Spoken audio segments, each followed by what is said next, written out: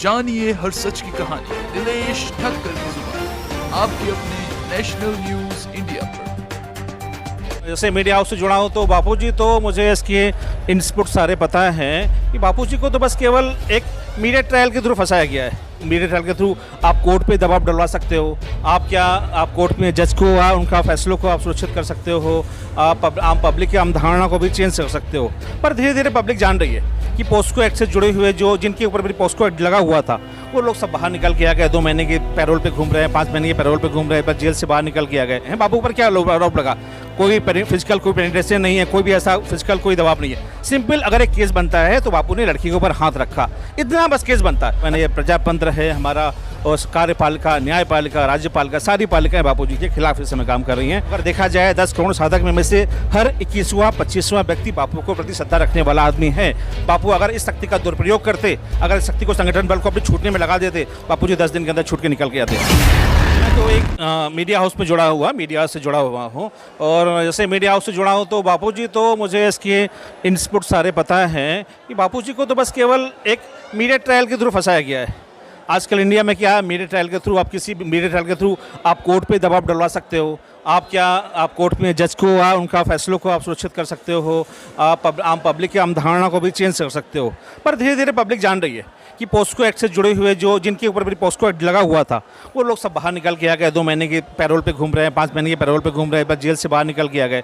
पर बापूजी जिनके पैरोल लगा हुआ है वो बाहर निकल के नहीं आ रहे हैं। अगर मैंने केस को पूरा बाकी स्टडी किया है, मेरे दोस्त भी हैं सुप्रीम कोर्ट में प्रैक्टिस करते हैं, मैंने उनका पूरा केस भी दिखाया, तो वो केस देख के साफ बोल रहे हैं कि ये सारे सबूत तो बापूजी के फेवर में आ रहे हैं।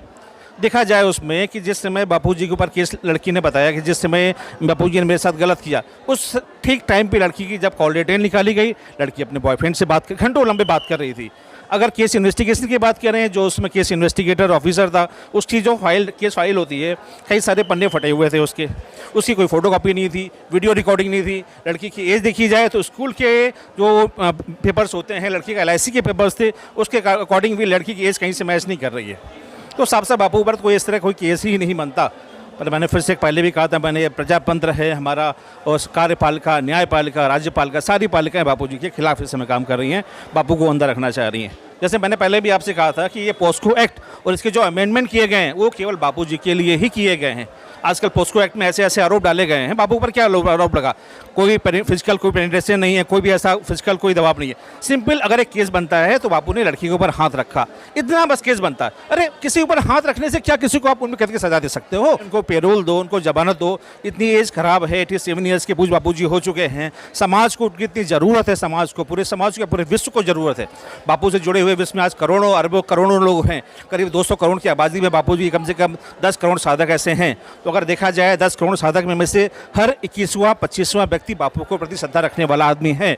बापू अगर इस शक्ति का दुरुपयोग करते, अगर इस शक्ति को संगठन बल को अपनी छूटने में लगा देते, बापूजी 10 दिन के अंदर छूट के निकल के आते। बापूजी क्या हैं, ईश्वर के भरोसे हैं, उन्हें भारतीय न्याय व्यवस्था उन्होंने कहा मैं अपने आप से आऊँगा, मेरा कोई भी साधक हिंसक प्रदर्शन नहीं करेगा, कोई भी साधक मेरा तोड़फोड़ नहीं करेगा, ना ही मेरे साधक कार्यपालिकों को घूस देकर मुझे बाहर लाने की कोशिश करेगा। अगर कोई ऐसा करता है तो मैं अन्य दल का त्याग कर दूंगा। बस हम सब साधक इसी कसम पे बापूजी के बैठे हुए हैं, नहीं तो हम लोग तो कुछ। जानिए हर सच की कहानी दिनेश ठक्कर की जुबान आपके अपने नेशनल न्यूज इंडिया पर।